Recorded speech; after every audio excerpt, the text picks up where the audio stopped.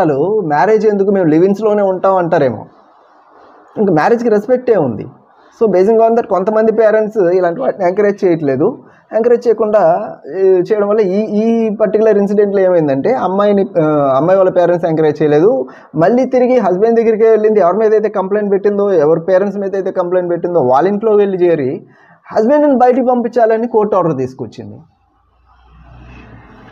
అతని ఇంట్లో అతనికి ప్లేస్ లేదా? అగైన్ ఇదే ఫిజికల్ అండ్ మెంటల్ క్రూయాలిటీకి హస్బెండ్ యొక్క ఫాదర్ అంటే మామగారు ఇద్దరు గురి చేస్తున్నారు. I have been subjecting to physical and mental harassment, so kindly send them out of the house.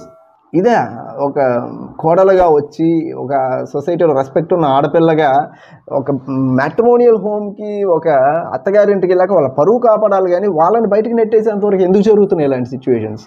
So ఇప్పుడు నేను చెప్తున్న వాళ్ళు మ్యారేజ్